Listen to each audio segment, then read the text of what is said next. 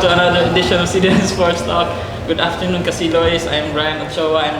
I'm going solo flight this afternoon because my partner, Aimee La Chica, is going somewhere. So anyway, welcome to another edition of CDN Sports Talk. I'm the longest running interactive sports show in Cebu, and we're here. We're a very special episode because we're here in a different venue. We're at the Gateway Group's Nissan Cebu South V Rama showroom dealership. Actually, it's a very big dealership. I like it here because I'm very fond of cars and I'm also fond of food. So lots of food there, lots of coffee. So I think I'll be staying here for quite some time. Anyway, the Nissan Cebu South V Rama is the biggest 2S parts and service facility in the country, which features yung highlight is this all-day snack buffet for customers. See that? All those food there, pwede ra basta manhin mo. It's free for your customers waiting for their cars to be serviced, or kanang gusto mo palit og bago ng mga Nissan like kanang Navara diha o kanang mga Nissan Terra diha akong paborito. So, to know more about this brand new dealership, we're gonna play for you a video talking about more of this new Nissan dealership here in Cebu South.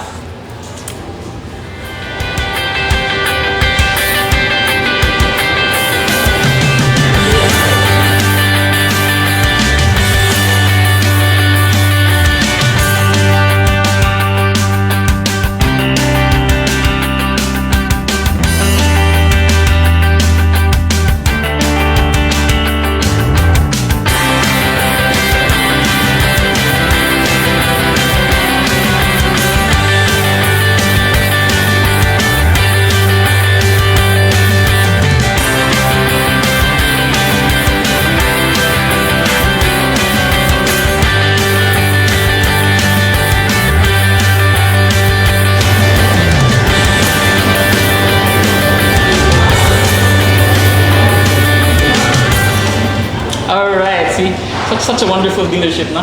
Where else can you find a dealership with free food and lots of coffee and such beautiful cars and also really nice staff?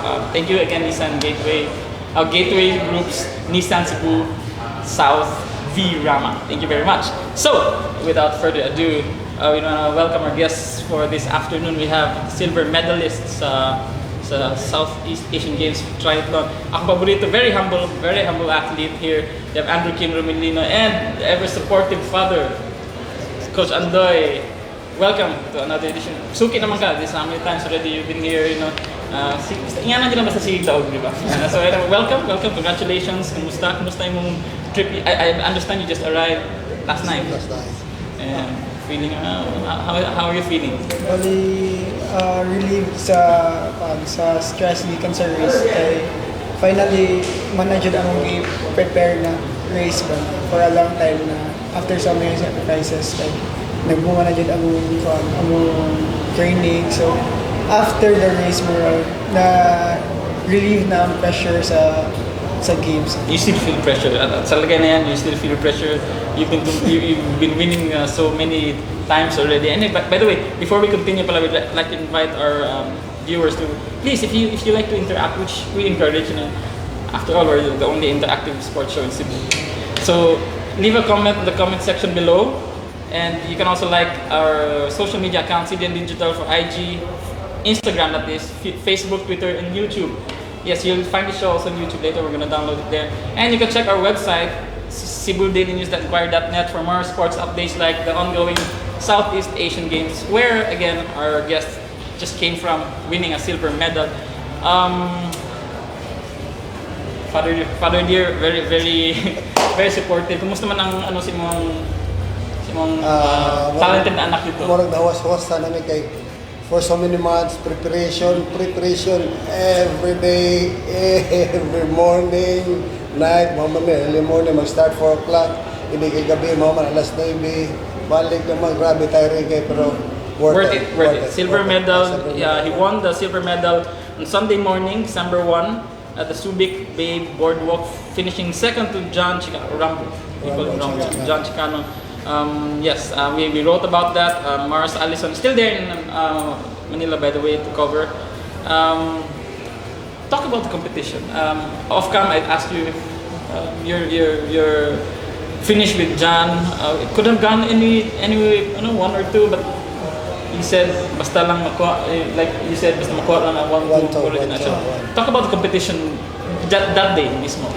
Bali, during the swim, sa warm-up pa lang, sabot lang yung sa among position sa swim, kay makapili mo position mo randomly, as long as na tawag na yung name. So, na among giplan among position na ato dyan ko sa far right, baka ika-swim mo dito, so gawas. Wala na yung makaaliwan. You can do that. So far right, so bali pag swim, so naka-break away na ko around mga 20 to 30 seconds. So mo akong gida yun pag-bike kay solo naman ko, so ako lang gihuwat ang next pack, which is nasi kaya ang katong Indonesia. So bike kay tinabangay namin tulo, then after around 20 kilometers gastorya mi ni kaya na among biyahe in Indonesia. Pwede nyo gusto yan, well gabay kay swapping. So, okay.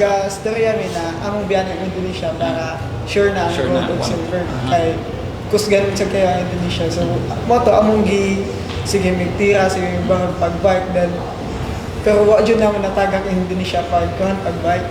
Moto mga last 5K ang gastorya mo sabi na among lang biyaan sa run. Kay doon na kayo ang run over-fatigue niya during the bike. Sus, pag-run mag-story agad mo? Pag-run wala na. Wala na. Mag-listen ng run, mag-story. Mag-listen na. Sa bike, medyo okay pa. Medyo okay pa. Kaya makarest man ka sa back. So, pag-transition na mo, amo na yung gidirit sa Utira pag first few kilometers para mabiyaan na dyan ang Indonesia. So, bali pag kami na ang lead, ato na mga inayahay na discarding kung kinsa na dyan ang first. So, was there any point sa race na you thought na, hey, hindi ko sure, or were you that confident na makuha gano'n niya ang 1-2 position? Bali at first namin kanang doubt, especially katong wala pag-start ang swim kay na balik katong pag-swim familiarization na mga rumors na kusog kaya Vietnam, especially na ang Vietnam kay wala sila kanang record kay sa ITU. So wala pa jud mi kakita nila mo race. Dili mo yung scout. Scout din ang tamay. Para sa ilang swimming na kusog kayo. So nakuyawan sa at first, pero pag gawas na namo sa water, pag bike, murag ni taas lang mo confidence na sure na ang first or second. So dito na feel na ninyo. And we have a question pala from Bisda Kong Gamay. Bisda Kong Gamay is a really avid fan of CDNSportstalk. Thank you for always watching. Invite you to come to our studios. We haven't seen you sa Safi ng coverage. So anyway, Bisda Kong Gamay asks, ano sa'yo feeling daw na mag-represent nimo ang Philippine flag? When you're, di ba naman yung awarding niya, what was your feeling? Siyempre, super proud and also satisfied kay siyempre dagan kayong sacrifices before the race na di lang ka maka-prepare for a week before the race para makadaog. We've worked for like almost a year para lang din makaduwa sa SEA Games. So it's very satisfying then it's very honorable na naka sa podium ang inyong national anthem ang play niya, i-race pa dyan ang inyong. Ano sa inyong balibo, no? Coach, of course. If unsa sad ka struggle si coach and slash papa, how are you feeling? During the race, confident ko nga magwanto na midaan. Pero it's just a matter siguro on the last run, makita na nako. Pero actually nakita na ko ang Philippines right after sa bike, pag out sa Tito, kita na ko, this is 1-2.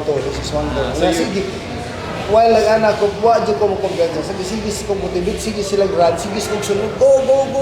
Indonesians, maybe siguro 20, sige ko, kumbati sa nilang white run, sunod sa nilang. Sige sa kong dagat, pwede rin mga tanaw sa side. Sige ko, di ko mo kumpiyansa, mga ko, 1-2 yun. So, let's give our viewers a background on you guys. Maybe some wala kayo from where are you? With Talisay, right? Yeah, Talisay. Ever since? So lumad din mo Talisay. When did you start triathlon? Yeah. Last 2015, bali I started as a swimmer.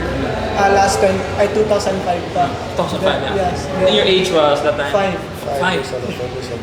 Then after 10 years, nakita na mga triathlon, yung mga sports. Sport then, niya. especially, mura siya challenging kind of sport. So, sa dyan, try pag 2015. Bal, join ko, first triathlon ako na 1 week ako practice sa bike. So, How did you do that? bali, 7 out of 12 it's not sa bad. elite na Yun category. ang good elite. Hindi category. Pero, moto, dagan kayo na-learn kayo. Nag-just pa ko at first na dapat wala Di ulit. Wala din yung Got trunks pa ko. Got trunks ako during the race in just na tri-suit. So, pag-transition ka, t-shirt ako. So, nabili na ako during the race. Moto, dagan kayo na-learn sa akong first na race during 2015. Then, after that, kaya itong sa Gabriel Symphony ni Senator Pia kay nakitaan ko sa national team coach na moto gibanduwa ko Subic International Triathlon pag 2015. Then moto sugod na dyan akong triathlon, hanggang na-focus ako sa triathlon. After a year na sundin ko sa national team. Then last year lang kay mo pa pag-shift na ko from junior to senior. Actually, yung edad senior. Ang age run is junior pa. We wrote about that. I remember we wrote about that. Mars wrote about that. Na until 19 man ang junior sa triathlon. So very, very promising. Very promising. Bata pa kayo. For you, Youngest siya ni-race dito sa Subic siya pinakabata. And then your rank currently? Second. Second. Southeast Asia. Yes, Southeast. Southeast Wow. Asia. I was asking country lang, pero Southeast Asia pala. Southeast Asia. Second. Very promising athlete for the Philippines. For Cebu, actually, you brought so much pride. Thank you very much, guys. Madala mo siya. Malipay sa Yeah, so is this the biggest accomplishment for you so far? Or For me, So far, yeah. So far, na biggest ang accomplishments ang kay especially na ang gahos kay ang country na it's a very prestigious na race kay bali na-file open na sports ba na ma-represent sa country na tabangan din nato ang country na mga mo champion sa Cebu. So, and this is one sport where we really can excel. Because There are some sports that pugsun yun nato na din na kita mo no, pero din kita ka. But triathlon is one of the sports na kailangan because we don't need size. We don't need size. We need to be hard and endurance. Kita Filipinos are really. Yeah, we have a question from Julius Landiza. Kaya daw to nimo pildihon si Rambo or ni-respect na ka-senior? bali na paano jud sa race kay moto ni result man sa bike kay na kuan ba na jud sa bike so amo jung gipugos na biyanan din siya moto na murag ni gahin among mga legs so moto last stretch na kita na mo ang run so amo jung gipugos pero actually ang time mo sa run kay kusog yapon kayo sa off the bike kay mata mo best times 31 minutes to 35. Yeah, so I think what Nosad is you're trying to instead of trying to compete with Rambo, you just made sure na 1-2. But kaya ra bigyan nimo. So grabe kayo ka nung mahimo di ko issue. No, this is a question. I'm sure they want to ask that. Kaya niya because I think you did it before. Twice. So, sa to siya? Si Julius, nabuhat na actually niya to. Napili na si Rambo. But again, they wanted to make sure that 1 and 2 went to the Philippines. So, they just paced each other lang to make sure. Napadiri, congrats daw Kim. Proud Papa Roland and Mama Mylene. Asan yung mama? Kiss mo ba ito yung picture na kiss mo? Again, we have again bisda kung gamay. If not triathlon, what sport ka imong giduaan karon nga ma-represent gihapon nimo ang Philippine flag? I'm not really sure kay especially urban sports kay short mo ko so But you were swimming? Yeah, swimmer. Maybe swimming. Maybe swimming pero so lisod kay to sa height advantage. Swimming needs to get yeah. So this is sure but then maybe swimming. Maybe swimming daw bisda kung gamay. Thank you very much. Keep your comments or questions coming. Proud daw talisay nun si Ruda Men's. Ruda Men's.